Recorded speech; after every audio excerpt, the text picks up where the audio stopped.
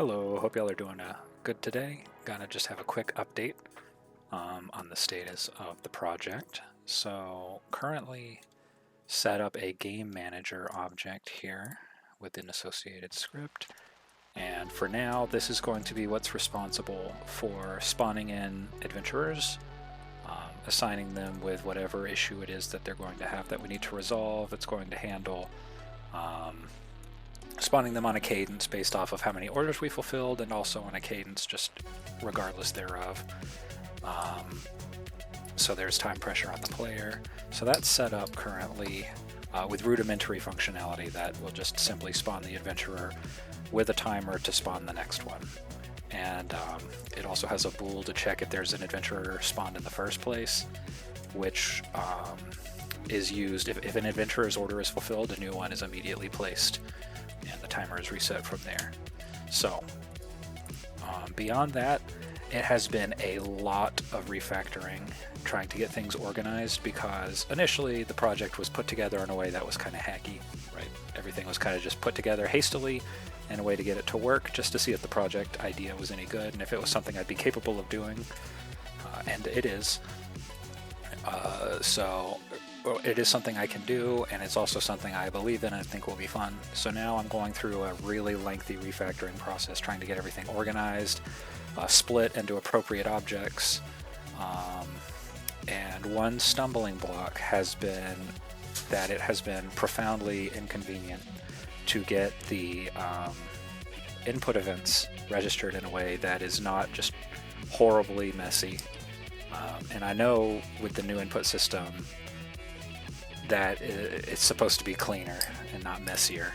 So it has been a challenge finding the documentation that I need to get the things that I need done. But I did finally find something. I found a tutorial series here by the YouTuber Natty Game Dev, and it was the second video actually that I had seen, but I'm going to link this in the description. It goes over exactly what I want, right? We're doing 3D new input system movement with raycasting to determine if objects are interactable or not, which is what I've got set up, and it's also what his series is using, but it's much more elegant and it's much more modular the way he does it. So I'm going to be running through that series and incorporating that into the project as the first thing. That's going to be the next thing I work on in my future sessions, and then from there it's going to be a focus on on sprinting to get the project in a minimum playable state, but doing so in a way that's organized with a proper organization, right? Also have been setting up scriptable objects here, which I'm using to represent the pieces of gear. And you'll see that these pieces of gear have stats, right? Defense, level, pierce resistance, slash resistance, blunt resistance, and these are modular, right? I can just update this armor scriptable object or weapon scriptable object to add new fields to these. And also going to be adding like a description for flavor text and an image or a sprite for now.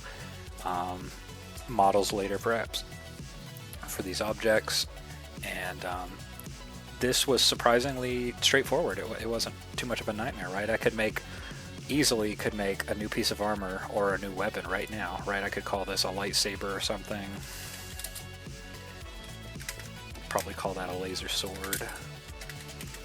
And just like that, I've got a new weapon. I can just give it an attack speed, and a damage type.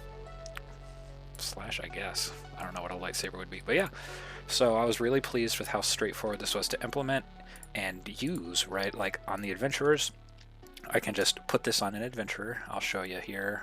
If I look at the adventurer prefab, it has a slot here for the equipped armor and weapon. Right now, it's just set with the cloth armor and wood stick for testing purposes, but yeah, when I instantiate these adventurers, I can just assign them random armor, random weapon, and then with the enemies, I could give them those as drops.